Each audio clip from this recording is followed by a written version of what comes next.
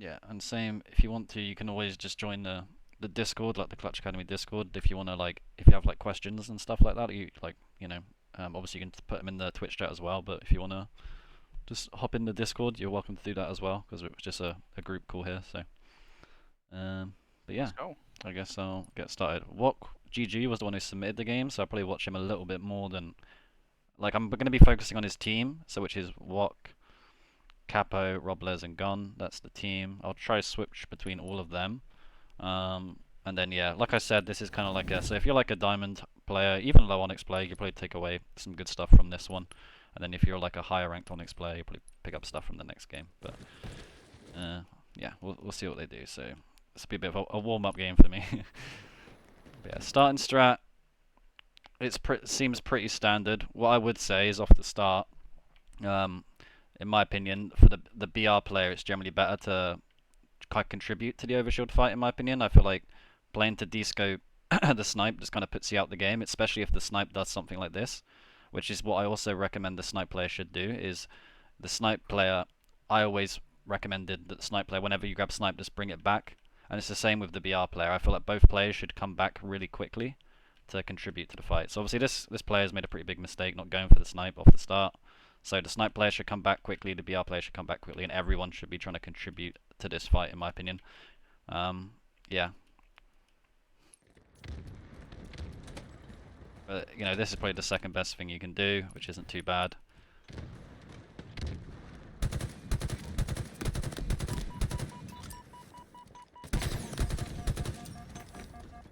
Yeah, overall, I'm not gonna like deep the start too much. Definitely like a bit of a messy one, but yeah, like it's not the worst. It's not the worst start I've ever seen. Like it's just a couple misplays really. But this is where the game will get pretty interesting, like kind of normal. All right, so basically with a spawn like this, the main thing is like you got to be scared that sometimes like there's going to be a player on the right, whether it is like up here, it could even be here. So like there's definitely like something happening on the right. So like I'll be pretty concerned about that. Also, they're never going to be like here when you spawn, like kind of when you get this spawn. If they were here, then you probably spawn a bit further back, more like here.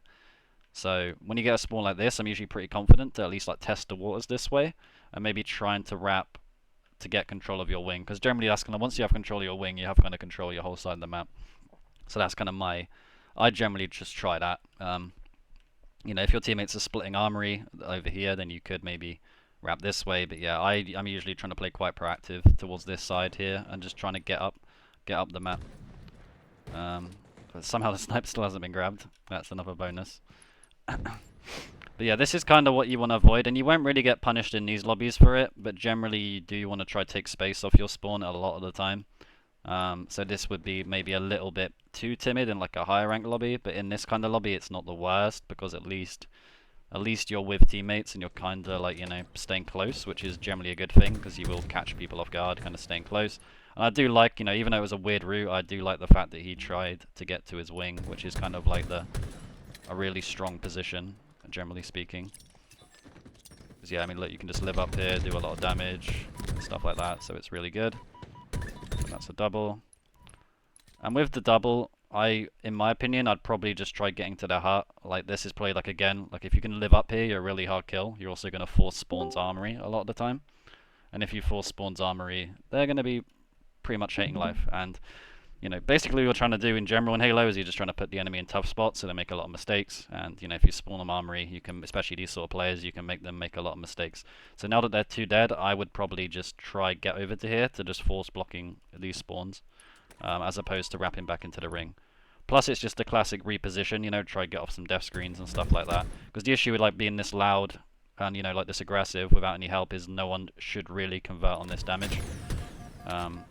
Yeah, so it's like I wouldn't be like looking to fight. And all this time he spent shooting, he could have beat them to their hut. But now that once they get into their hut like this, then you're going to be in big trouble basically. And that is like another tip. Is generally most of the time on this map, you are going once you have control of ring. Where you'll see a lot of players at this rank go wrong is they'll make this play and push into the armory. Basically, think of armory kind of how you'd think of like fridge on Aquarius. It's a nice position to flank when they're all alive. But if the enemy has anyone dead, if you're pushing this way, you're pretty much going to force them to get this spawn, which is pretty much like the the best spawn you can get, like the kind of spawn that you're really happy to get. So, you know, obviously you just don't want to spawn them where they're happy to spawn, so like getting into their hut as much as possible is going to be good, because like now, you know, you spent so long shooting the flag player that, you know, they're getting god spawns, and it makes pretty much, you know, you can't really push basically. So now he pushes up, but if he did this like an hour ago, it probably would have been, not an hour ago, but if he did this about 20 seconds ago, it would have been a much better play. And I think you should pretty much give up on it at this point. Like, you know, it's a lost cause, like, especially with the teammate in armory. You're probably best off just playing for the same kills as them. It's hitting their heart and their armory at the same time. You're just spreading yourselves as a team way too thin. Like, generally speaking, like on any Halo map, if you're hitting like the far left lane and the far right lane, and you have no one on your team in the middle to kind of connect you, you're probably just going to get absolutely slain to pieces. Alright, next spawn. Alright, so this one's pretty easy for me. So basically, you spawn front base, and you spawn basically looking at this left side of the map, so it's pretty unlikely anyone is on the left side of the map. So I'm pretty confident, you know, not just that there's no one there, but it's also slightly more likely that there might be enemies on the right side of the map, right? Because, you know, if you spawn looking in the middle, then maybe, you know, it's less likely, but you spawn looking at the left, so you should be a little bit more scared of the right. So if I got this spawn, my first instinct would be, uh-oh, these guys are in danger. So like honestly, I would just insta spawn, turn, and I would just be getting to these guys as quickly as possible, because I would just assume they're in a lot of danger, and I'm not very concerned about getting flanked from the left. You could maybe go this way as well, but you'd probably run into pre-aims that are meant for this guy, so I'd probably just try to add a slightly different angle to the fight. Nothing, you know, but yeah, just basically push to right as quickly as possible. So yeah, wouldn't go this way, because yeah, again, I just want to, that spawn is, it really depends, but this spawn is like I really want to give that direct help to teammates, because I just assume they need it. And yeah, again, just not interested in any damage around here. I'm just like very tunnel visioned on this angle here, just like see, just so you can get these kind of easy kills. Thankfully, teammate gets them. And now as a team, like the shape isn't too bad. They're pushing all the right areas, they're getting into hut. I think really nice Halo would be if Capo could just maybe get control of this area, very good position. You'll still block these spawns if you sit here, and you can just kind of cover the flag really well. And then maybe Watt could also like push towards the hut a little bit. And yeah, maybe Gon could have threw the flag out there, but I don't think this is too bad, to be honest. Yeah, this is all fine. I don't think this is too shabby at all. Getting some nice kills, getting the OV. And now at this point, I would just let this kill go, because again, it's just like he's really isolated. And I think this has been like a common theme so far over the start of the game. It's just trying to find ways to maybe work off teammates a tiny bit better, which will be something that I'll mention a lot more in the next match I watch with like higher ranked players.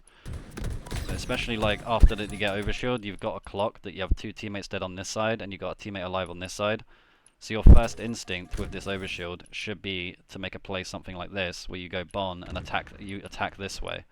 Because by the time you've gone here, like the dead player probably respawn, and then you can like, you just want to be linked up with the snipe guy, kind of playing off whatever they're playing off. Because again, this is kind of falling to that category of you got teammates on the left and you're all far right, and the main thing that makes this a bad play is you have no teammate in the middle that connects the team. So again, you're just leaving yourself like way too isolated for this usually to work in like a good lobby, you know. Because what will happen is usually that they'll just bully the teammates on snipe, and yeah, then you get bullied afterwards. So that, the enemy team may be doing a little bit better job of kind of like forcing numbers on this team. Could I ask a question quickly? Yeah, sure. I guess just because we saw him running the flag, do you have any advice on, like, generally speaking, the best way to run the flag on this, or do you think it's all just kind of situational? I think honestly, if I had to like pick a map on this game where you can get away with running like, you know, running the flag anyway, I'd probably say it's this map compared to probably any other map in my opinion. I'd say even more so than Collie, or like whatever it's called now. But I would say on this map, I think honestly a really good run, especially with repulse, is if you can repulse the flag out Bon. You know, especially when you don't have a lot of help. So kind of like in this situation, like if you know had a repulse, like even throwing out Bon's okay. I personally like running the flag towards Heart. Like that's probably my favorite route. Because the issue of running it this way isn't even necessarily this, like the initial damage. It's more that when they get these spawns towards Heart, they basically get a really free OE to this position, which is a really strong position to obviously stop the flag. And obviously it's quite an easy transition into the base. So that's why if I had to pick, that's why I'm really putting a lot of emphasis in getting control of the hut. Like if I had to pick a way to run it, I'd run it this way. I think running this way can be really good if the snipe player, instead of being here, is positioned somewhere like here. Because the thing that's good about this position is he's set up for spawn kills on this spawn, and also set up for this spawn. But this is more of what it's almost like this flagpole gets like done a lot at like the kind of the really low level because people don't know where to run it, and at the really high level because like teammates are really good at watching spawns with snipe. So you could I pretty much I run it this way if we basically have a lot of snipe presence. If we have a sniper, then we run it this way. If we don't, not as interested basically. So yeah, I'd say mainly you want to run it towards the tower. If you don't have any map control, then you kind of throw it out. If you have insane map control, you run it this way. And if you have control of the snipers, then you try run it this way, basically. Is how I kind of distinguish the different flagpoles on this map. So yeah, you can see maybe if Robles was a little bit more pushed up into that corner over there, then this flagpole might have had some potential. Because you can get some spawn kills, but yeah. And yeah, so this spawn's pretty simple. So you basically spawn looking at hut, so I'd be pretty convinced there is a player in the base. I think a route something like this, just trying to look for this guy in the basement, would be an okay play. You could also just get into hut and then kind of make sure it's clear, and then like kind of wrap back for him like this way. But I generally would not recommend, if you know there's a guy in your armory, going back chasing back for the guy, because it's just impossible. Because like against good players, there's like a million escape routes. The best way to get a guy who's just being a nuisance in your armory out your base is you need to get control of your wing first. And once you have control of your wing, then you can start sandwiching the guy. But you shouldn't start chasing the guy back into your armory unless you have control of your wing, because it's just never going to work. And that's a common mistake you'll see a lot in these lobbies. Yeah, now this player's died, I would probably just be trying to at least test the waters on this play, like bait the reef for damage, stuff like that. Because again, I don't predict there to be a ton of people on this left side, or on this side, because the way you got to think of it, you spawn looking this way, so there's never going to be a million people here. So like, I wouldn't be as scared as maybe Wok is here of like kind of giving up damage to these players on the left. So I would just maybe, be like, I'm like okay, like kind of trading off damage, I suppose. Like it's not like the worst like situation. So yeah, again, like it's not the worst play because doesn't really like it doesn't run in there and die obviously, but I would just prefer rather initially spawn, get into hut and live, but I don't mind him going this way, but once that player dies in the base, I would probably be looking to fight this, at least fight a little bit this way, just because you don't have to be as scared of hut as maybe Wok is here, in my opinion. Yeah, it's obviously a bit of an unfortunate timing, but yeah. Oh, it gets away. Yeah, not the worst life at all.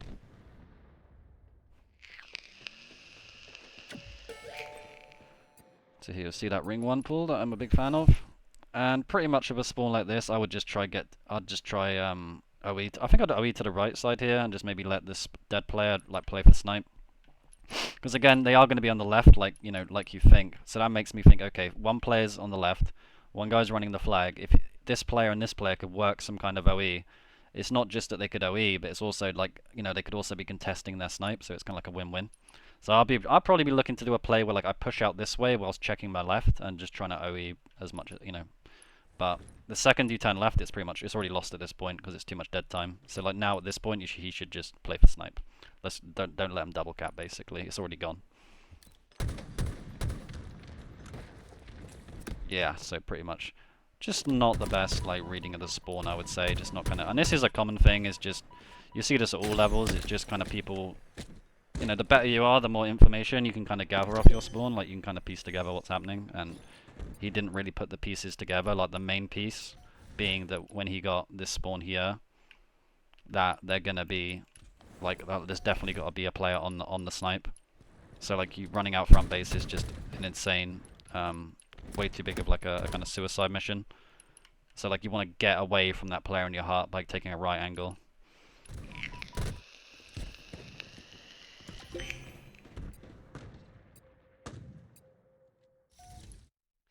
And pretty much rinse and repeat. This time, obviously, you got to get the player out of your heart. You're spawning armory, and generally, a little rule of thumb in Halo: the worse to spawn, the quicker you move off of it. So if Wok hypothetically got a spawn near here and got into the tower, I wouldn't mind it if they play it slow. But a spawn like this, you can't afford to play slow. Pretty much every single time you get this spawn, you just want to be trying to rotate back and just trying to live up around here. That's every time. So like he should just be more active than this. He doesn't need to be this scared. I think at least get to here and just like see, you know what I mean? Just like have a look and just like if like it's the same as the other thing. It's like when you gotta like play based off your shields. If you're full shields, at least test the waters. So yeah, this is more like it. And all of his team should be doing the same thing. So all these players here who are like, obviously, you know, you want to fight this player, like maybe, but like people, you need to keep control of like this. This is the most important kill on the map because if you kill this player, you pretty much deny any flagpole opportunity. But you know, if you kill these players, but then this player flanks you and kills you all, then you're kind of screwed, basically. So, but I like this play from Wok. I think this is really good. It's the sort of thing that doesn't show up on the scoreboard, as they'd say, but like always rotating back when you get that arm respawn is pretty much like a simplifying version of always making a 7 out of 10 play and never making like a huge mistake. And yeah, I wouldn't get too sucked into this kill again, so like I said, just chasing back into the armory here would be a mistake, especially with teammates spawning on the left. I think just kind of taking a route where maybe rotates back here and just tries to work around close to teammates. And yeah, like I said, just trying to almost like kill the players mid-map first and then wrap back for the player in your armory, I feels good. Because yeah, this is like an easy, simple fix for Wok, where it's like just chasing players in his armory. If he doesn't opts to never do that again, that's just going to level up his play like a shit ton. So like all the time he spends wasted just killing this guy. If he could have easily been here right now, and then like, oh, this is great, now they're dead, and now you just have the whole map open to you. You're shooting over shield, and you're just being an absolute pain in the ass. But instead, just like chasing this player, and it's just that'll happen pretty much all the time. And yeah, they'll also, something I forgot to mention is they'll also have a repulse a shit ton of the time as well if they hit that OE, so it makes the fight even harder. And yeah, pretty much rinse and repeat, where I just, you know, don't like rotating back this way. Pretty much when you get the hut spawn, you should just, you know, play close to your teammate, help them, maybe try cut to the right, get control of the wing. So yeah, this is good. Yeah, I'll just chase this player down. There we go. And yeah, next step, once you have control of your heart, is generally just, you know, try get control of your wing. So that's once I get some shields, that's probably what I'll be looking to do. But again, gotta be active here, not just mapping, just keep pushing. Oh, there comes the flank. And yeah, I think that's fine. I think maybe one of them just flanked. But I don't mind this too much, I think this is fine. Kills one. Like I said here, I think the main thing is just the damage here. Like, you don't need to be mapping shit. Like, you have numbers, just be trying to think more offensive, I suppose. I think once just trying to map people when you have numbers is just like, yeah. Like.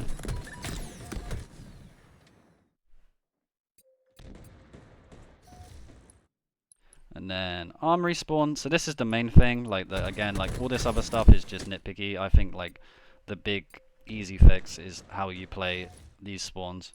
So again, this spawn's a little bit different, right, than say this spawn. Because the thing about this spawn is he's facing towards the flag, so it's now more likely that there could be an enemy on the right because you're facing this way. So what I would do, I'd still want to rotate back because you don't want to be stagnant with a spawn like this, but I would go like this way, slide, and kind of shoot. And you know, if I get like 3 damage, maybe I can get the kill, but just shoot to get myself to this back ramp to rotate back and get the guys out of my base, pretty much. Because where a lot of people go wrong in these situations, they basically just go this way, just stand still, don't do anything, jump up here, stand still, don't do anything, which you can kind of see is what this player's doing. So you want to, as a team, have more of a plan, because you can just kind of see the whole team doesn't really know what to do here. They're just kind of like dilly-dallying in the base. So it's just like if everyone gets this spawn, their first instinct is like get up the back ramp, get up the back ramp. So you could see if that was their first instinct, they could be working a double team on this player. And this, again, this player is by far the biggest kill on the map compared to any of these players. And you know, it's an objective game, so the player on the objective is the biggest kill, pretty much.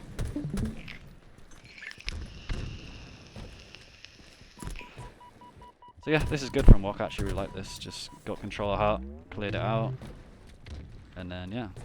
But like I said, don't need to do this anymore. Don't need to chase people in your armory. Just let it go. Like once that player's dead, like I said, just get this position. This is the money position.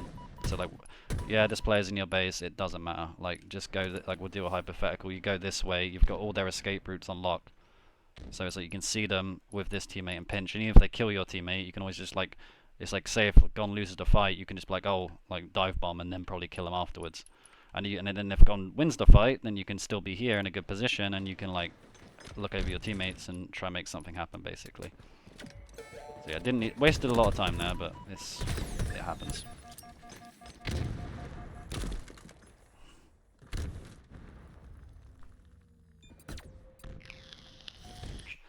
Alright, so same thing, hut spawn, so I'm pretty scared of the right side of the map, but again, don't need to go chase them, it's just not a great idea. So I would just go this way, get to hut, clear out your hut, get to your wing, and you'll see it's a free recurring pattern, then you clear out the player in your base.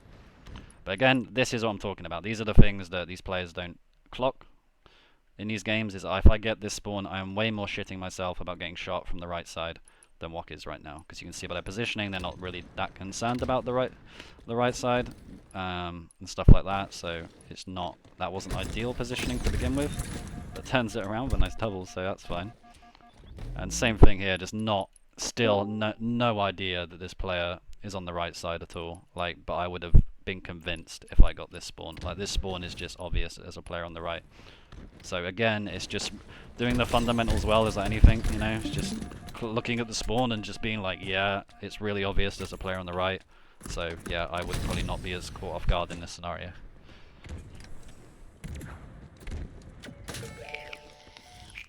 And same spawn, same thing. But one thing that is a little bit different about this spawn is, again, whenever I get this spawn, I pretty much exclusively like to take this route and just kind of spawn, jump up and get to here really quickly.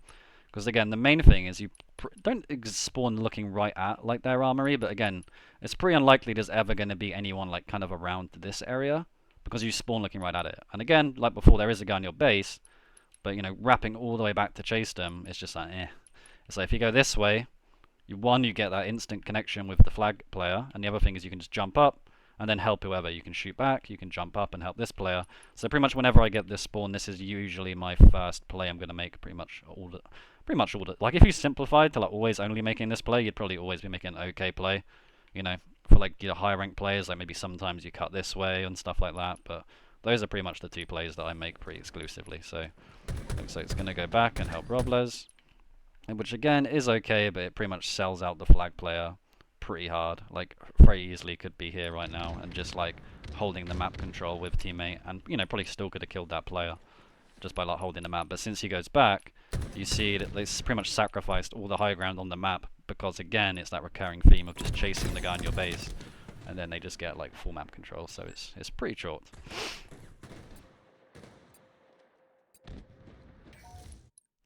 Okay, so flag spawn. I'll usually be thinking I'm pretty sandwiched, players on the left, players on the right. Not really loving life right now. Again, my first instinct is get towards hut, but you know, I wouldn't hate it if you just kind of almost doing 360s whilst kind of going back to hut here, because they could be in a lot of places. But again, it's just having those instincts. So it's if my first instinct is hut control, need to make sure we keep control of hut. Plus again, you have the teammate on the left, so that's another bonus of going to the left, because again, you keep connection with that teammate. So my first instinct would probably be to never go straight forward like this. And again, you see all these deaths are following the same pattern. All the deaths are just spawning left side, middle, and just going armory. So it's just avoiding this play. It's just simple things like this that can make a big difference. And again, it's you spawn here. So this is an interesting spawn. You spawn. So we'll check it out. I'll try to pause it on the exact spawn. Yeah, so again, you know there's going to be players on the right, but again, it's super unlikely there's going to be a lot of people around your hut, not just because you have two teammates there, but you're also looking that way. So it's very easy just to go this way, go here, doesn't matter, and again, just get to the wing, instead of just always rotating back, basically. It's just not needed. Because again, you'll try go back, there's a million nades in your face, they're all in your base, and you know, instead of him fighting back like this, you could already be here, guaranteed kill, maybe teammate doesn't trade out. And you know, they can't do shit if you're up here. They try pulling a flag, and vice versa. And again, they can just get away with this uncontested. They can just, you know, jump up on the ring free. You know, and that pretty much went as well as it could have, considering there's two people there. So at least that happened. And yes, same thing. You just spawn and be like, okay, what's the next step? This going back this way is never a play. You want to get him out of your hut, so just chow the shout this guy, basically. There you go. That's more like it. That's more like it. There you go, great kill. So again, if the enemy team is just doing what they're doing, hitting armory over and over again, you're just going to get... And again, this spawn, it's all about having simple plans, so when you spawn, you can be decisive. If I ever spawn here, what did I say? I pretty much always just try run this way, because again, it's pretty unlikely there's going to be a shit ton of people this way. You know, even if there is a guy on your base, doesn't matter. You can just go here. You know, maybe can sometimes hit a flank if they're all alive, but mainly, what you mainly want to do is get repulse, jump up here, and again, just establish some map control with like the one position that's been like heavily neglected by the entire team is control of your own wing.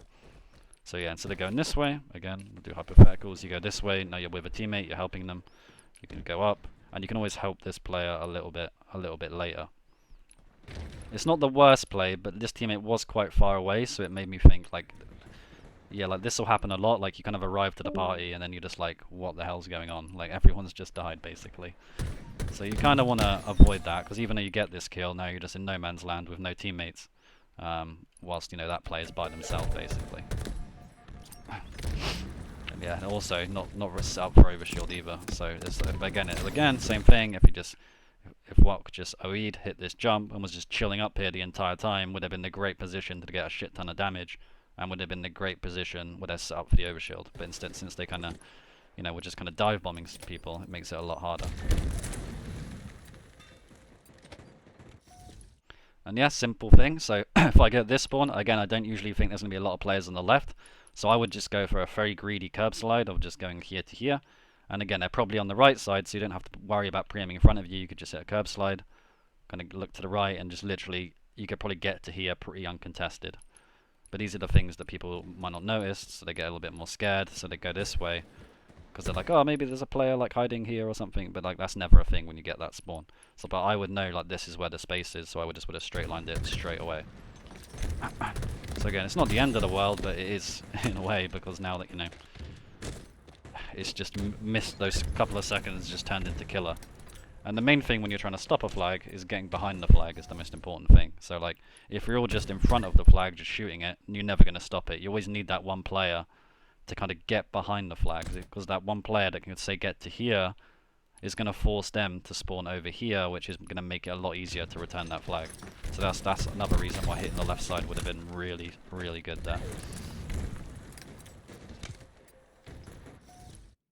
And yeah, now it's just not looking great. I'd be thinking about kind of getting to their heart for like, because like almost using this flag as a distraction to get to their heart to try think about a counter cap, because that's also another position that they haven't really got into. But you know, you can't really get control of their heart without having control of your wing. So like, you know, if they can't do step 1, they're probably never going to do step 2.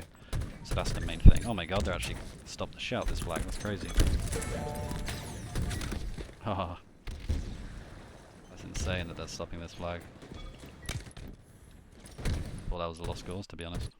Don't know why they didn't just rally it in, but fair enough.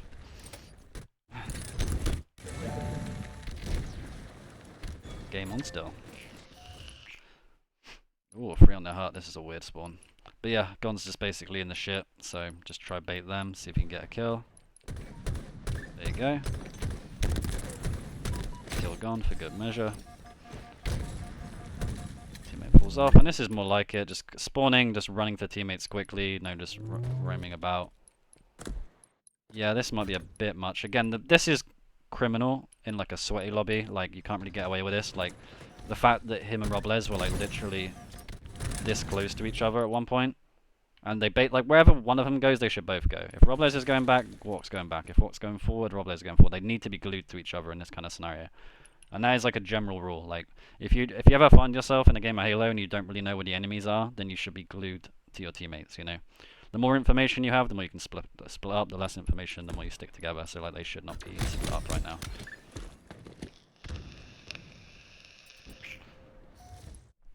And again, hut spawn, so there could be some right side presence, but again, especially now because the game is kind of getting a little bit concluding slightly, you want to just literally be like, okay, definitely nobody in our hut. Just sprint to our hut, get up here, try bait this player, and just help them as much as possible. Get control of your wing as well, maybe, and start working to their hut. So, yeah, this is good. But again, this is where a lot of players go wrong. A lot of like low Onyx players would really tunnel vision these kills. But what a lot of really good players would do is they just kind of keep them trapped there whilst hitting into their hut. So if I was walk against a tunnel visioning these kills, just kind of cutting to the wing and linking up with this player, and really trying to attack that right side here would be like the kind of the play. But yeah, it's just too stagnant really. It's just like if you could have just kept going right here, that would have been really good. So yeah, it's just caring way too much about that damage. And plus, also having control of wing would have like 100% secured the OV.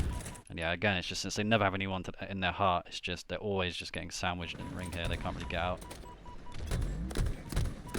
But, you know, nice damage though, that M&K damage as we call it. But yeah, just not getting into their heart's kind of killer.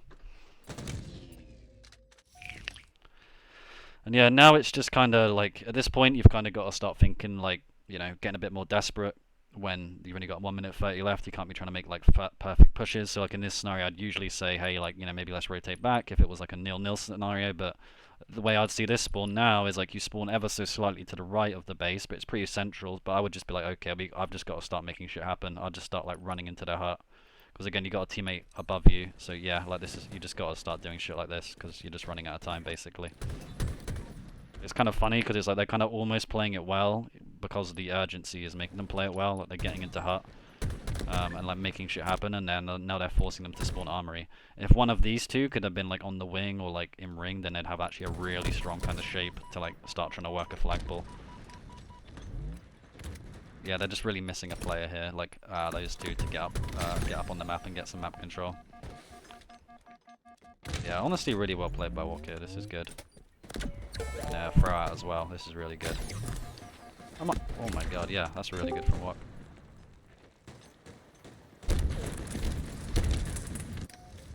And then yeah, again, so like it's just small things that you gotta think about when you get a spawn like this. So spawning heart, and then where is it? Where like what the fuck did it go? So yeah, like a spawn like this, you basically just gotta not give a shit about this side of the map. Like if I get this spawn, I'm literally just running and just curb sliding into the thick of it because I just know they're all on the right side. But like what a lot of players at this skill level do is they just kind of sprint to like here, and then they just randomly go, huh, let's look around, and then they zoom in at this for like 5 seconds, throw a nade, and just start walking at it. But it's like what you should be doing is like there's definitely no one here on the left, so literally just fly into ring 1 like a maniac. So yeah, even like this, right? Like it's like the equivalent of that. They spawn, they go here, throw some nades, look at it, and then like, oh, now I gotta go. But it's like you've missed the timing. Like you had a really good timing, but if you go this way, keep the whole game in front of you, and then you can like maybe get the damage and desperate the flag. But since you just again waste time, it comes back to bite them. And yeah, basically I just get to heart. Again, there's definitely never anyone in your heart when you get this spawn, so just get to a position like this, hit a curb slide, and just try maybe get control of this position depending on if these guys die, and then you can also kind of drop on the flag as well if you're lucky. So yeah, instead of going this way, just tanking all this damage, should be trying to work this damage so we can maybe get closer to the flag. So yeah, again, it's just about having a plan. Like when you spawn, you've just got to like, you just got like, you know, you're on death screen, you try to piece together stuff, and then when you spawn, that's like the last piece of the jigsaw. So you spawn like, okay, no one heart, they're all on the right side, so you're just instantly just looking to like get control of this position like here, because you're not scared about getting shot from like here basically because of your initial spawn. And plus you just got to take some risks anyway. So like yeah, just was given that you kind of need a bit of minor miracle to get a touch here. Yeah, but that's pretty much a game right there. But I think the main the main massive mistakes I would say was just chasing people in your armory when what would spawn on snipe or flag and just chasing people. Just not valuing control of getting control of wing, and once you have control of wing, they can kind of snowball that into getting control of their hut, basically. But yeah, any questions? Nice one. I was gonna say, yeah, if anyone in the Twitch chat that's watching or anyone in the Discord has any questions about that game specifically, or just like something that like you kind of thought of It could while just be watching something then, random as well. I don't care. yeah, yeah, I guess feel free to unmute and say something or write in the Twitch chat. We could give it like a minute or so. Yeah, that's fine. Gives me a minute to catch my breath before we do another game as well. My Yeah, only no, question is, how did we hold that to a 1-0 loss? Because holy smokes, not getting control of our hut sucks. Yeah, yeah. And it's even like when I think as well, it's like when every time you guys would like sometimes do okay-ish. Like I've seen worse like defense, to be honest. Like I've seen people like linger in armory like worse at your guys' rank. From Yeah. like doing a lot of odd reviews. Like I did see like a couple times, like obviously you could have when you spawned armory, you could have like rotated back to the snipe tower like way quicker. But I've seen Yeah. people that are way more guilty of that. So actually, in essence, I don't think you guys actually did the worst like defensively. It's almost like once you got control of your base and like it's almost like that second step where it's like kind of getting the map control and getting the damage, which was always like the killer. Because like it's almost like you could never get into their hut, so you can never really sustain like long periods of like map control. You know what I mean? I feel like that would like Yeah. really stung a lot. I had a question actually, because I mean, obviously I know a lot of that game was like the specifics of how you play like Fortress Flag in your base and how you like control the map. But Yeah, I feel like something that kept coming up a lot with Wok is whenever he spawned, the kind of concept of like being decisive and like taking space off your spawn. yeah. I guess like, what's your opinion on that as like a general concept for like all like games of Halo? Like the idea of like taking space off your spawn and being decisive versus kind of like lingering around, standing still and like shooting. I mean, I'll put it like this. For me, there's like two scenarios where like I would say playing your spawn very slowly makes a lot of sense. And one of them is if your team is ridiculously cycled. So let's say you're like all your team's dead and you're the first spawner, and you know the next spawner isn't spawning up for like 5 seconds, so like a really long time. So you're like, okay, I'm gonna play it really slow. So that's one situation where I play really slow off spawn. The other time would be if I'm playing an asymmetrical map, so like a recharge, live fire streets, and I spawn in the quote unquote best spot in the map. So there's not really anywhere I can go that's like an immediate upgrade, if that makes sense. It's like if I spawn top A on recharge, it's like wherever I go, it can't really get much better than that. So it's like I'm not that interested, if that makes sense. But the thing about this game is no matter where you spawn, there's always somewhere that you could probably beat the enemy to. So like an example would be, as I always like to say, if you spawn PD on streets, and you're like, okay, I spawn PD, if I'm quick, I could probably beat the enemy to back A. But like if your next teammate doesn't spawn for 6 seconds, then maybe you're like, yeah, I beat them to back A, but then about 10 of them are about to show up, so there's no point. But if you know, like this game loves spawning teammates next to you. That's like the big difference between this game and pretty much every other Halo. So like if you spawn PD and push back A, it's almost a guarantee that especially if like I said, if the spawns aren't mega cycled, it's almost a guarantee that your teammate is going to spawn rather with you at A, but most likely in PD behind you. So like it makes it very easy for teammates to kind of play off you if you get that space, if that makes sense. But if you just stay in PD, you're pretty much just trapping the whole team in PD, and you can't really. It's like that opportunity's kind of gone at that point. Yeah, I was gonna. Would you say like obviously, I think we are gonna watch Aquarius Flag next. We're watching it from my point of view, so I'm gonna be very self-conscious. But would you say that like Fridge on Aquarius Flag is one of those spots, for example, like let's say you're the first spawner and you just kind of stand still, you could almost kind of cause like a log jam for your team because then the Yes, second guy spawns, hundred the percent. third guy spawns, and suddenly your Yes. whole team's just in Fridge. So yeah, I think Yeah, that's definitely something that I exactly. noticed. Like that when you were mentioning it in the last game, the idea of like obviously sometimes you gotta stand still, but like sometimes it's like being decisive off your spawn and like kind of getting space like on the map This is is the like right it game, gives right? your teammates. Yeah, yeah, that's the right game. Yeah, I guess it gives your teammates something to like bounce off a bit more when they spawn. Yes, exactly.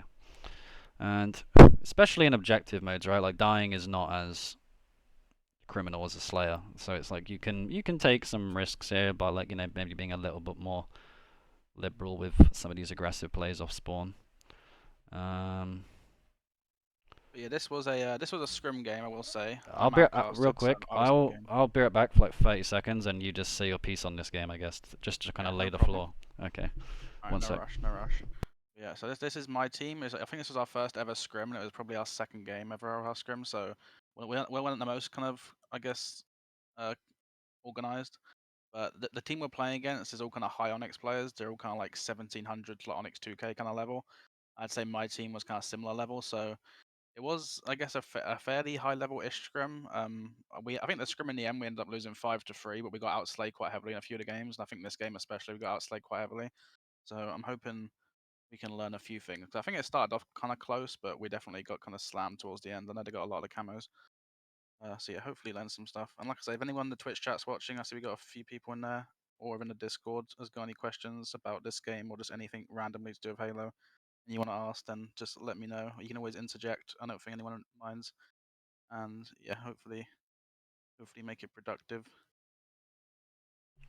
Yeah. Ah, he's back. Hello there. think you set up the game. What was the? Yeah, yeah. I was Alright. just saying basically it was like a scrim. Everyone's kind of like 1700 to 2k on X level, and it was like I remember we got outslayed quite heavily in this game, I think, and I got a lot of camos, and it was started off a bit close, but it got a bit crazy towards the end. But Yeah, I'll probably it's mainly interesting. watch you. I might hop on board with Manixy a little bit. He was on your team because I know he said he might want to watch a bit of this stream back. So you know, might as well watch Okay, him a sounds little good. bit. Sounds good. But yeah, we'll try to catch You some can ask stuff. me what the hell I was thinking as well, because I'm here. But what were you doing there? And I'm like, I Yeah, don't know. exactly. It's like it makes it more fun as well, right? Also, you know, like you pretty much mentioned, but this is a big step up in level compared to the last team that we watched. So basically, this team, a lot of the stuff that maybe I would say to the other team, I'm like, oh, you know, that's a small mistake. It's not a big deal. Maybe against this level of opposition, you got to be a little bit more, maybe harsh with some of the criticism. You know, it's like got some stuff. Not all deaths are created equal, as they say. You know, some are worse than others, and some kills are more important than others. So you gotta kind of assess the situation. But first, as we always do, have a look at some starting strats. Don't really have a strong opinion on this one, but I'm more of a fan of like a P side heavy starting strat than a car side heavy starting strat. I just find it a lot easier personally. But yeah, it's not the end of the world. I mean, you could. This is the sort of starting strat that probably work once but never again, sort of thing. Usually that's the case of a lot of like really aggressive low starting strats. If the Yeah, I enemy used to go connect it kind of- every single time, and then the guy window would always grab the BR and Yeah. back me down. So Yeah, I don't know if honestly, I would just go as far to say like never do that. Because like that always happens. It's just not worth it. I think this will happen a lot sometimes, but not that often, where you can't really go. I think having no one go P side is pretty criminal. As you can see, they just get a free OV. Like that's almost like a non-negotiable. Like I feel like one player has to go P side. Because to be honest, the way you gotta think of it, the P side is better, not just because it's like, in my opinion, a cleaner run for the OV, where you don't get quite as shredded by the window guy. But also, like your plan B is you can get a thrust, which can also come in handy. You know. So like if it was like one of those where it's like, hey, you could send two guys P or car, or like just generally you could only send people on one side of the map but not the other. Like you should always prioritize the P side, you know. And that's a general kind of thing whenever camo is coming up, is that kind of P2 control is really important.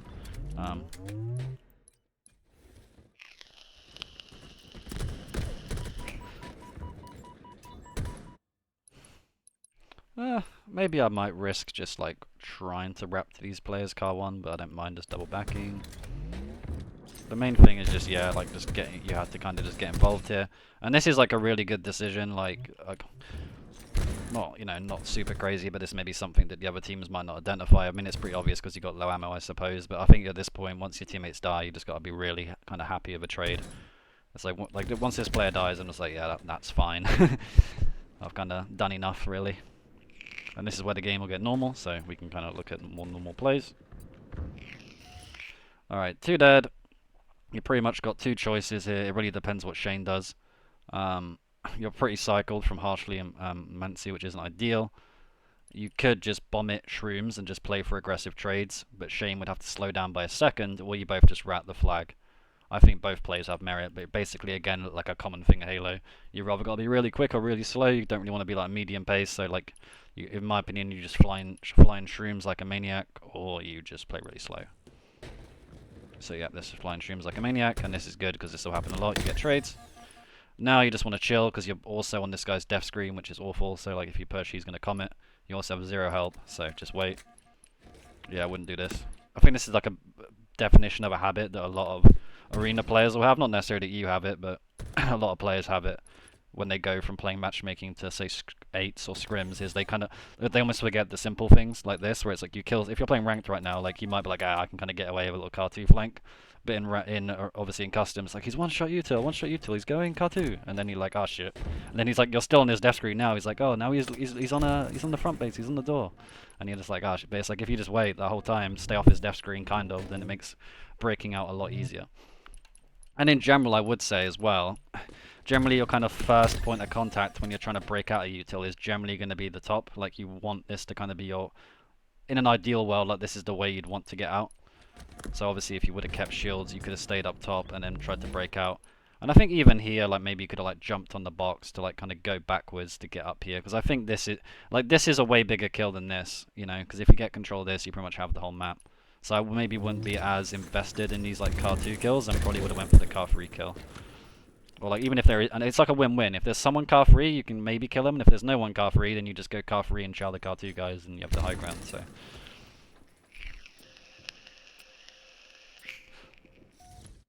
Okay, so this is actually, I'd probably go P side here.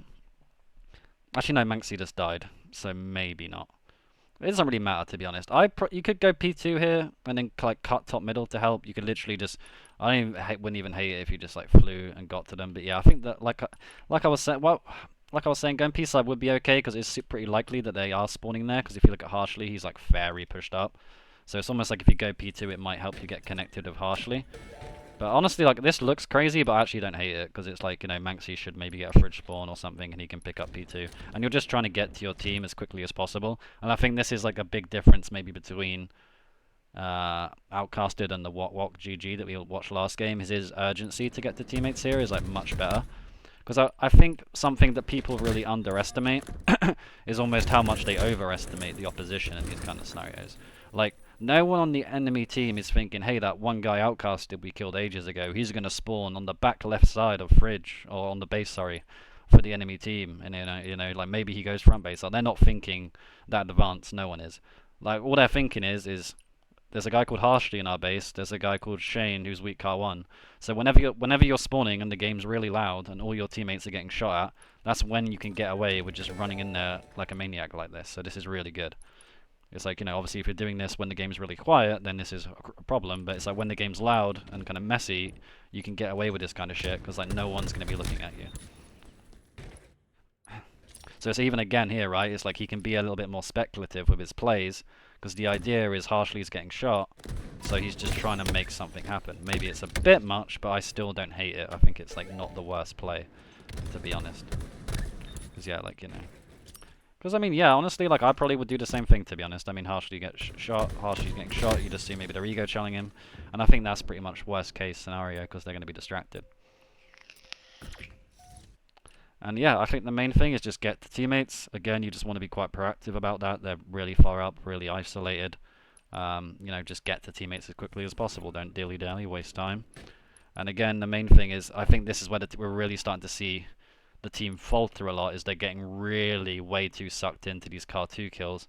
For example, Shane is just shooting into car 2, Manxie's just ratting car 1. You'd like to see the Manxie player jump up car 3, you'd like to see Shane hitting this door, and then you'd like to see maybe Outcasted following Shane, and they're really putting pressure on these top kills at car 3. Because they're just basically just giving up so much map control by like all this wasted time, kind of tunnel visioning car 2. Yeah, this is better. Just get map control, get car 3. Not a big fan of these nades. I think they're kind of like a bit wasted, kind of giving away your position as well. It's like a bonus, but it's not the worst. Yeah, it's a bit messy. It's not like perfect. It's not terrible though. Like, I think, you know, you and Shane could probably try work. Like, there could be some comms here where like you maybe I don't know if you did in game, but you could maybe like boss Shane around a bit better here. You know. Like, tell Shane, like, once he wins the fight to, like, come to you or something like that. Because it's one of those, like, he doesn't need to be this aggressive, you know. And I get it, like, you just try to basically get to him. You know, maybe if you boss him around, he slows down and you don't trade out as hard. But he definitely kind of threw his life away there.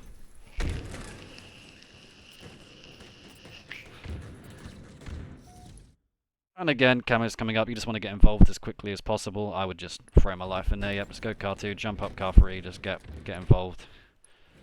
Yeah, seems like a good job for your camo. And I'll just be looking to, in second you get this camo, just keep fridge open, just literally just start walking across courtyard, you have a camo. So just get going basically. Bit risky shooting because they might spawn fridge. There you go. Ah, it's a bit annoying now, this fight. I don't hate shooting fridge. I guess like the only difference is, I guess it's just how we move, I guess. It's like maybe I'm a little bit more, like I'm trying to get to this position, like this is kind of my money position, because if you get to here, you can still cut the angle to fridge really nice. Because you can kind of peek shot it, you can kind of go back, live, jump up. Because like the issue would being like so left side heavy, it's like you're almost like, now you're like, you have to kind of be sucked into this fight. kind of thing. But if you were here, you could be like shooting and then also avoiding that immediate support. And then obviously the other thing is, since you're not shooting this guy, this spawn never happens. Like they never spawn shrooms. So like I think generally like this is the kind of position you'd want to get to in this kind of situation. It's just getting to shrooms just to keep the fridge spawns a little bit more open. But it looks like we're gonna get a cap anyway. Some nice stuff from the squad. All down here from One and only cap. yeah, all down here from here though. Alright, so this is like a little bit of a rogue simplification, but like honestly it just works for me. So if you play against me, you pretty much know what I do. Is whenever I get this spawn, I differentiate my fridge spawns a lot depending on which one I get. So if I spawn like this side of fridge, usually it's more likely that there's a guy on the P side because you spawn a little bit further away from it. And also it's a shorter journey back to your base, so I'm pretty much always just rather going all the way back to my base, or if I get this spawn but I still think there's no one in my base, then I'll just kind of curb slide this way. But the thing about this spawn is you just spawn so close to this lovely curb slide that I just always take it. So whenever I spawn here, plus you've got teammates that are up on the map in this situation as well, plus they're getting high ground. So again, the game's going to be quite loud, so there's going to be a lot of damage dealt, so you might get away with it. Plus, you know, Thrust might be up, which happens to be in this time as well. So you grab Commando, why not? Hit a curb slide P1, and pretty much just always trying to make something happen. Like, once you get here, like say if your like whole team's getting shredded, then you could just cut back courtyard. If shit's going good, you could just start W king, you know what I mean? So I think just simplifying to whenever you get this spawn, just trying to make some shit happen, like around P1. I think that's like a good simplification in this spot, basically. Yeah, I don't mind this, but the issue is like, I do like to think as that fourth spawner, you generally want to try add a different angle to the fight ever so slightly. So I think the issue with going this way is it puts you and Harshy a little bit congested on the same angle. And like I said, like your team has a shit ton of high ground presence, so being that one guy down low isn't too bad. And I think again, like the main thing you got to think about, it's very similar to that flank that I really liked that you did earlier, is if you can just look for scenarios like this where you're like, okay, teammates are all up top, they're good, respectable players, so they're gonna shoot some shit if they're all up top. So like you've got to use them as a distraction just to like fly at some shit. Because if we do like a little bit of a hypothetical, it's like you go here, and then you can just see like fucking people shooting. You have a thrust, and like look at all this like free space that you're just hitting into. And like you've got so much cover as well. Like you're literally just making so much shit happen right now. But instead, it's like it's just it's harshly start shooting, then they tunnel vision harshly, and then you just happen to be here. Like they're not even looking for you, but you just happen to have an unlucky time, But you would see it's like they'd be making a mistake because they'd be tunnel visioning harshly, which is kind of like the probably least important kill they could go for, and then you'd be punishing them by like attacking the space again and going like front base, But yeah, I think that's all, little advanced, but like I said, circling back to the main thing is just simplifying it to whenever you get the spawn next to Commando to go in P1 is just like an easy simplification just to keep things simple. And yeah, just get up the map. Obviously be a little bit scared of P2 because teammate just died there, plus you spawn ever so slightly to the right, but you still just got to get to your teammates basically. Just maybe just have a little pre-aim on the left as you're hitting this jump, there you go. Yep, get tight to teammate, and again, this is where a lot of people go wrong here. I would start thinking about this flag's looking kind of ugly and short. I might not desperate. I think just going car free and just playing for map control. Because sometimes they might not even be on the re like this. Because yeah, like this is going to happen a lot. You just go here and there's just a shit ton of people here. Yeah, I probably give up on this flag, especially against a team that you respect, that you think they have a lot of control. I think this flag's pretty done at this point. I'd just go car free. Because the good thing about going car free as well is that you do kind of link up with Shane a little bit, so you could maybe start, Because the good thing about this, if you just kill one guy car free, you keep map control, but if you're desperate to flag and die, then they have full map control.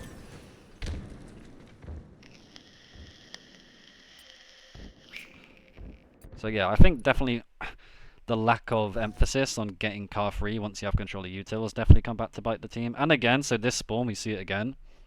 Just a real simple hit P1 and go front base here would just be money, basically. Whenever you get this spawn. So it's like rather you hit an OE or something like that, or you could I think it's a bit early to be hitting an OE, but so I'd probably just go P1 to front base whenever I get this spawn. And yeah, like, so never rotating back like this. So again, it's just like, this is like funny, because this is like almost, how I was saying earlier about Wok, I was on the last Fortress game, I was saying he might not notice, you know, I'll give you an example, is like, Wok, for example, might spawn Fridge and be like looking P2, and then be like, if he might think, oh, maybe there's a guy P2, but I would have ruled that out. Steve would be smart, or Outcasted would be smart enough to be like, okay, there's no one P2 here if I get this spawn. But maybe what he doesn't clock in this scenario is just a really small difference between spawning here and here.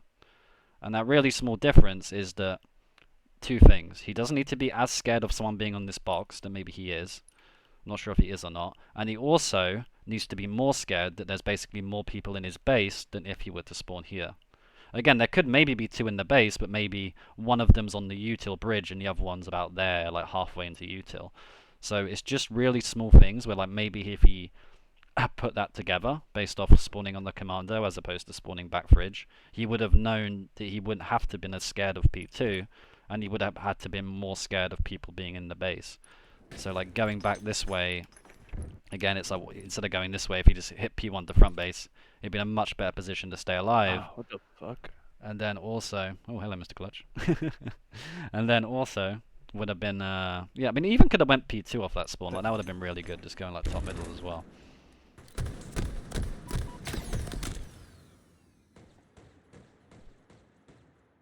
The man, the myth, the legend, Warlord. Hello Mr. Clutch. It was a terrible play by me. I'm so disappointed with myself. You're fine, you're fine. This play would have been fine if you had a teammate P2, but you didn't, so. At this point, pretty much the same spawn. The only difference is they've already got the flag out, so it's just an OE for me. Pretty much. Yeah, not, I don't know. It's probably a bit premature to maybe give up on the flagpole this early, to be honest. So like, maybe I would have tried some OE shenanigans there. But I never hate kind of being a bit cautious and be like, you know, let's give up the flag, get map control. Main thing here is one of you needs to sit here. Having two people just stood still like this is like way too passive. Like someone's got to move. I think ideally your teammate, you could come to leave. Or you could just do something creative again, where it's like if this player's just going to stand still, you could drop P1 and try cutting courtyard, right? It's like, again, when do you want to play low? It's always in two scenarios, right? It's like you're sandwiched by teammates, that's check. So if you drop P1, hit front base, you got teammates P1, you got teammates car, so that's check. Teammates on high ground as well is another scenario, and if your teammates are on high ground, the game's going to be loud, and when the game's loud, they're less likely to check their own courtyard, right? So it's like, this might have been a scenario where I'm like, Shane's not really moving, I'm just going to drop P1 and flank their front base or something like that. I see like that's what you're trying to do a little bit later, which is good. But then now Shane's dropped down, yeah, it's just a bit messy. But I would say it is pretty good how you, maybe a bit desperate, but I would say it is good how you're like, as a team, were kind of keeping P2 control for camo. But, you know, maybe not everyone's on the same board, because yeah, everyone's just kind of dropped down, like Harshy's pushing, which is never good. Like, you know, basically, simple rule, whenever camo's up in 30 seconds, it turns into capture the flag to capture the camo. So everybody should be playing capture the camo right now, and this guy's definitely not playing it, just by pushing their util.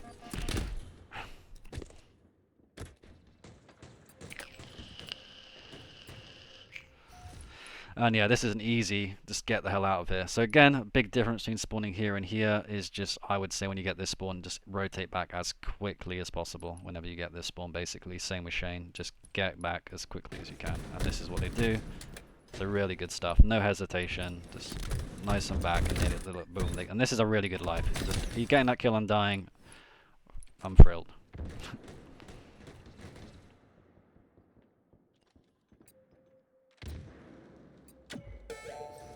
And off we go.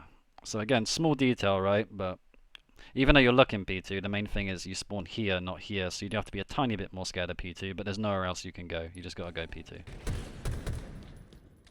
Again, this is a small detail, but again, the way you gotta think of it, I know this is obvious, but like you spawn fridge, so like there's never like, there's just, I mean, there could be two guys P2, but like, there's definitely people at car if you're spawning fridge. So like, once you go P2, like you've got to stay left side here. Like you want to like negate the car side damage. Like you just don't want to take damage from car. And when you go this way, Also, the only thing I'm worried about sometimes when I play good players, and I'm in that situation, that I'm gonna like get this guy weak, go to my left, and he's gonna like pre-aim shoot the plasmas and insta kill yeah, me. yeah, that can happen. That can happen. I don't. Then it's like if he goes to the right, you're kind of out in the open and like making it. So it's Yeah. almost like I know he's got to like risk it and go left and hope he doesn't hit it. Honestly, I think what I would just do here, I mean, it might be a bit of a sense thing, but like if I was you, I would just nade this way, like once, and then just like throw like another nade and just go and just like hug this way so you're a little bit further away. Or you could shoot the nades yourself if you're comfortable doing that. But I think that's better. Like I think just risking getting shit on is just, it's better. You know what I mean? Yeah. And I think you overestimate how much people shoot the nades. I think it's one of those times, right, where it's almost like PTSD because you're like, oh my god, he shot the nades. So like you almost remember all the times people do shoot the nades over how much it actually happens, you know? Yeah, it's probably quite rare to be honest. Yeah, so I just embrace it and be like, if I get shot on, I get shot on, you know? Because yeah, this just happens a lot where you go this way and then you're like, ah shit. Yeah, that's bad. That's fine. And yeah, basically just get some space. They're going to cap the flag, so as a team, I'll be looking to link up with this player on the right and just get some car free control. So shoot. Don't love the dive. I mean, I'm not that interested. I mean, I'm sort of interested in this kill, but like I'm more interested in whatever Hashi was up to initially. But I do like this though. You're kind of getting eyes on Manxie, which is good. Getting some good damage. Yep, just get going. And yeah, I just live in util. I probably would just be like, okay, I've done enough here, and just jump up and just live in util. Because basically, if you trade, that's a better trade for them than it is for you. And like you charging here looks very like tradey. You know what I mean? But like if you can just maybe get away with hitting this jump and living util, it really gives your team like a really nice kind of like beacon, I suppose, to play off. You know? So like how you slowed it down, maybe missed a small window to get up top. You know, which would have gave you a lot more livability. But yeah, it's still pretty good. I like the patience there. I think a lot of players would just charge and trade, so that's at least good. And yeah, this is just honestly, just literally hit a curb slide right off the middle, like no wasted time. Like these lot are going to be causing such a distraction, you don't have to worry about getting shot. Like you can literally just go courtyard. And then once you end up on the table, you can do whatever based off what's happening. If they're still alive, you can probably keep going. If one of them dies, you can get car free. But like even just going P2 like this is just wasting too much time. I know it's not a lot of time, but it's like, you know, it's just small. Like, you know, like if you're really quick, you could be like already like mid curb slide like here. You know what I mean? Which doesn't sound like a lot, but it adds up, you know, as opposed to being like P1. Nice damage. And you gotta keep this fridge spawn open. I'll just jump P2. Here, you gotta jump P2. Yeah, you really need a guy P2 here. I don't know what's taking this flag so long to get out, to be honest. Yeah, you really need to be P2 here, because now they're just going to get this free OE. I say, honestly, like, having a guy P2 is, like, a non-negotiable for, like, flag pulls. Like, you always... Every map's the same, because it's not even like this, like, what ends up going wrong. It's, like, it's not even the fact that they spawn fridge and it get an OE. It's also just guaranteeing that, like... like, they don't get any, like, weird, like, spawns here as well and shit like that. Which obviously isn't... In my head, I was thinking like, oh, I'm doing a really good job here because I'm also distracting. I got this guy. Yeah, half he did shield, so much damage. I distracted him. But I think just me letting that one guy like get through. Yeah. You know, I like fighting two guys. So I was like, oh my god, I'm distracting so many people. Like, and it's Yeah. like one guy gets through. Yeah, exactly. It's one of them where, like, you've just got, like, in my opinion, like, especially once you do all this damage initially, and you literally, it's like you've literally killed two. It's a 3v1. If these guys can't win a 3v1, they just can't win a 3v1. You know what I mean? It's just how help too much, yeah, exactly. So it's like it's the classic, like, you've just got to, like, you know, if you're playing with like your like platinum friends, then maybe you like fuck it, I push into the base and help them. You know what I mean? But it's like, you know, these guys are Onyx like 1700. I trust them. You know, even if this guy's one shot and these two are weak, it's like, you know, I don't even hate initially like this first bit of damage, but especially after that bit of damage, like, yeah, I've definitely done enough now. You know what I mean? Like, there's like no way, like, you gotta be like, yeah, like that's definitely enough. There's no way they bottle this. You know?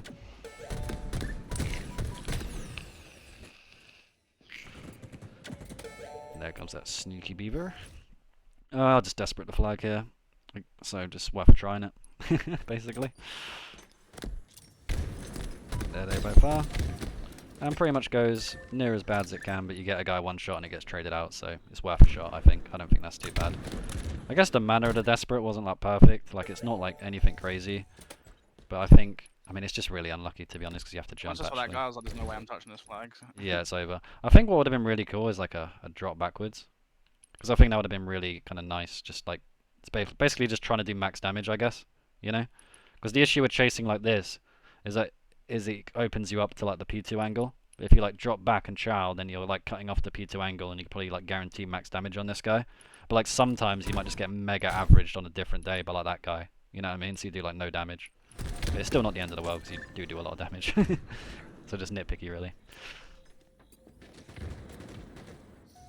And yeah, so we've been over this spawn a million times. You know what to do now, didn't know?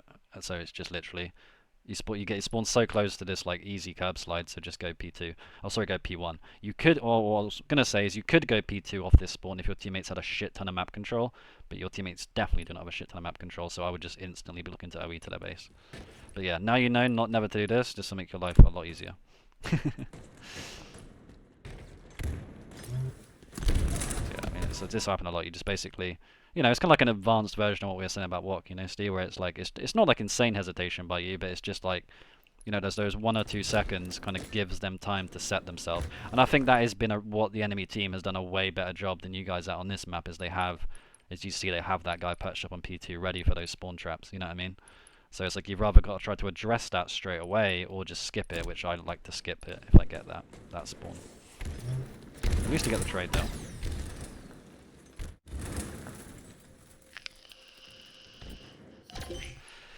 Okay, so this is an interesting spawn. Could be a guy P2 in the enemy team, but basically I don't really give a shit about them. I doubt they're in your util because you spawn directly looking at it. And basically I just don't want them to get to your util for free again. So what I would do is I'd sprint towards shroom steps. And since I think they're going to be P2, by the time I get to here, I would start looking P2 from shrooms. And then basically be like, okay, looks good. Maybe doesn't look good, who knows. And then just get into util. And this is like your line in the sand where you kind of wait for backup basically. There you go. Yep, there you go. Perfect. Get into util, and yeah, just wait now. This is really good. Literally, just wait. Again, I'd probably be looking to transition to like here, just so I can kind of start looking to walk like this. So yeah, I think flanking car2 is a bit much, but yeah, this is better. Just kind of getting to here. Yeah, this is really good. I think you're playing this really well. There you go. And yeah, this is better, just looking to fight car free. It's a bit unfortunate, I think you play it pretty well here. I think you're in a pretty rough spot. I mean, you'll literally get like a really clean pick here. It's just like, I don't know, where's this guy go? Does he just... Oh, he's there, he just gets melted. Does he get shot in the back? I don't even know, no, he gets shot in front. I actually think this is okay, to be honest. It looks bad, but I actually don't mind it. It's like a really nice pick, and then you're full shield, so you gotta like shoot some shit, you know. I just think it's a bit unlucky, like the timing on this guy, you know. Like he's like your teammate's probably like literally calling him out or something. I don't know, but it's just fucking. I thought I got beat down as well. I was very unlucky. Yeah. I think this is actually one of the first times in the game I actually go connector. I think I definitely was going to card 2 like way too much the first half of the game. Yeah, exactly. I guess again, if we're being mega nitpicky, right? Like this is like mega nitpicky, but like I think it's worth mentioning. It's just like, you know, the classic like, you know, like pre-aim sequences. You know what I mean? It's like the first pre-aim's good, second pre-aim's good, but it's like maybe you should be like going here for a third pre-aim, going here for like a fourth, and then going like that. You know what I mean? Just so it's like a more clean sequence. You know what I mean? Yeah, I think I didn't even know that guy was on the left. I don't think. Yeah, that's what I mean. It's kind of like, you know, like the easiest like pre-aim sequence ever is like the tower one and recharge. But I think the good thing about hugging left, right, is you cut off. I'm not saying you know there's a guy here. Like I never like would charge it like without. What I'm trying to say is I would never charge it without at least checking car free once, maybe. You know what I mean? Not like completely.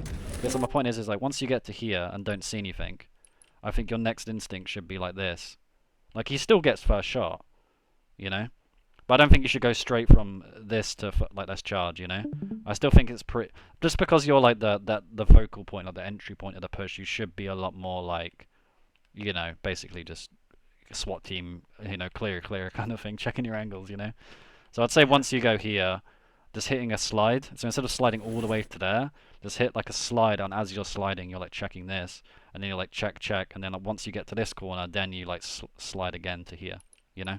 Just so it's like more of a clean sequence, I suppose, you know. But it's still very unlucky. I'll just chase the flag here, because again, I think there's going to be a guy P2, so I don't even think there's like a lot of point in like going that way. You know, plus if you go this way, you get a battle rifle, which is great for shooting the flag in the back. So definitely missed the BR here is a big mistake. That could have paid dividends. Because honestly, I think if it was me, I'd just grab the BR and just fucking like really just chase the shit out the flag. Like, because I reckon you could probably, if you get that BR, you could probably fucking make something happen here and like play to kill those guys. I think in util. Still not too shabby. Ah. Again, P2, right? It's the same thing. I think. Yeah, I think I was chasing callouts there. Yeah, yeah.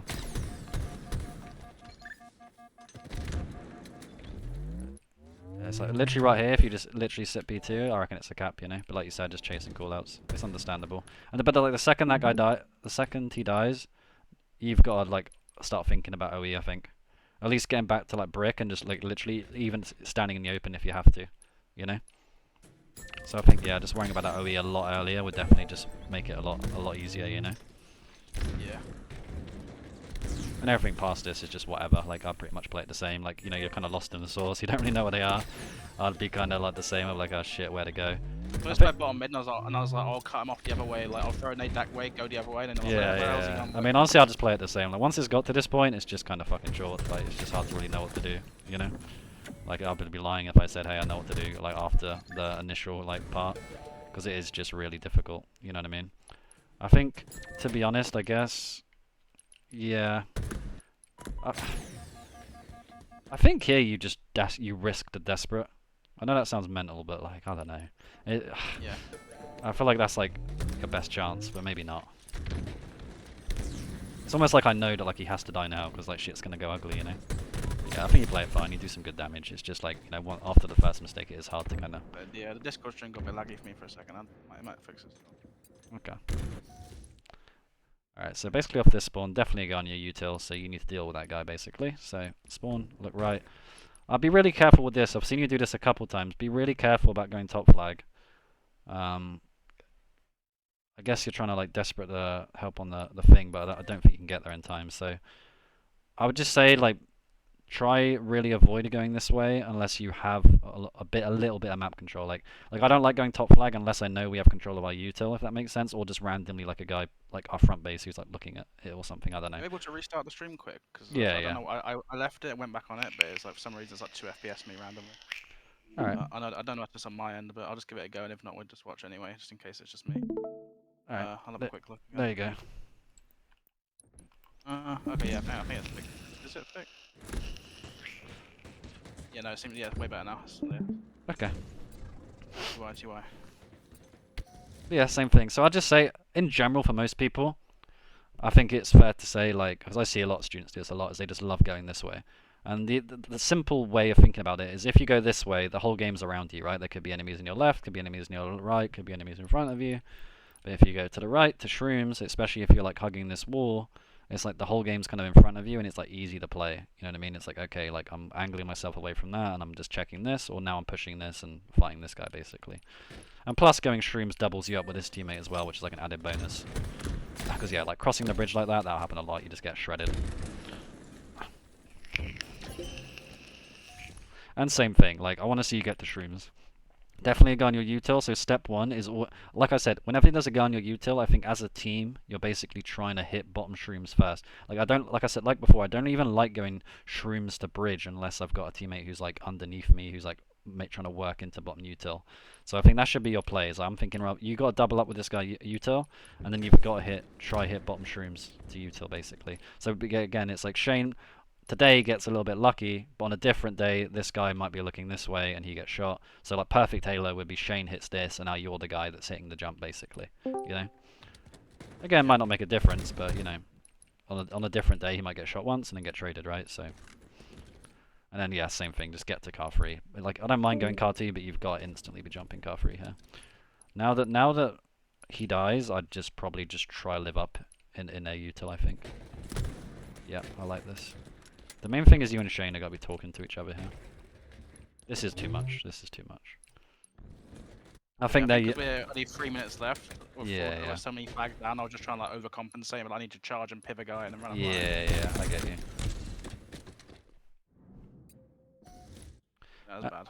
it's fine. And then here, just push into util again. But again, it's just how you do it, so this is better. Just going shrooms, there you go. Yeah, that's fine. But yeah, like you said, it is looking pretty bleak at this point. And here, I'd probably just rotate back. Because, like, you know, you can bait the flag like this. There you go. Yeah, and now probably could go P1 here, just because you do keep really good eyes on the flag from P1, but it doesn't really matter. I'll just kind of zoom through it, because it's pretty much over now.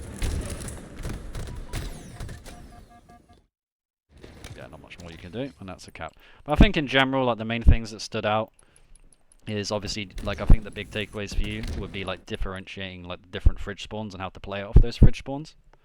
Also, kind of, when you're rotating back, trying to make sure you play through shrooms, and then once you have control of util, trying to make sure you attack car 3 first instead of car 2. You know what I mean? Yeah. Obviously, there's a couple bonus things in there, like, you know, when you're pushing their flag, like maybe just, you know, maybe overchelling fridge a bit too much in general, like when you're front base, you know, you could just be a bit more of a nuisance rather in their util or around their shrooms, you know? But those are the kind of things that stood out, I suppose, you know?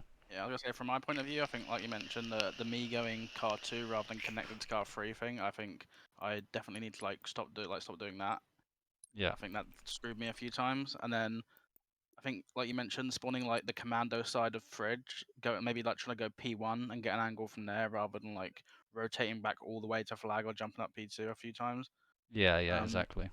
And then I think also the main thing as well is I think whenever my teammates were in the base or like in like util to base, I was almost trying to like do too much, like stand front base and like ego chow fridge and ego and chow Yeah, flag, and yeah. like rather than just being like, okay, my teammates are doing their job, I need to just like go P2 and like contain the spawners and like watch Yeah, GOE. exactly. And that's the thing on Halo Infinite. Again, a bit of a more of a thing directed at everyone as opposed to Outcasted, but I think in general a lot of these maps on this game, they have like an anchor point that you need to control. You know what I mean? It's like if you don't have a player that's you pretty much always want to have one player and their sole job is to think about the OE, like every time. Obviously, it's usually the guy that's furthest back. But it's like you always want a player where like their sole job is just to think about watching over extends basically, so it's just important that that gets communicated whose job that is, etc. So you know. Yeah, no, I think that's a good point. Definitely, yeah, definitely need to work on that. But I mean, I found that quite helpful. And I guess for anyone that's in the Discord or in the Twitch chat, if anyone's got any questions about that game specifically or the game before that, or just anything, there's any random questions Any about Halo, questions? A Q&A would be yeah, awesome feel- because we have like 7 minutes left-ish. So like I feel like going for like another game would be fucking pointless. Maybe, maybe not. yeah. If anyone's got any questions, it can even be about settings or FOVs or God knows anything. If not, I've got one or two, but Yeah, I'll if give it a minute just in case, and you can catch your breath. yeah. You could always look Look, to. The waffling. You could always waffle some random questions my way, Steve, as well. Because yeah, like I said, I think in 7 minutes is better than me just speed running a fucking game. You know what I mean? I mean, I guess I have a couple questions then. Ooh. Obviously, we've played together before. I think my biggest issue right now is in matchmaking specifically, not necessarily like a 4v4 setting. Yeah. But like when you're playing for positioning, and for example, live fire, you're playing the nest side. You have an AB hold already, CB hold already. Yeah. And you kind of have like the ideal setup of like one top tower, one nest, one back B, and one kind of playing like the pillar door area. Sure, yeah. Like how would you go about like breaking that kind of thing, you know? Where it's like you're trying to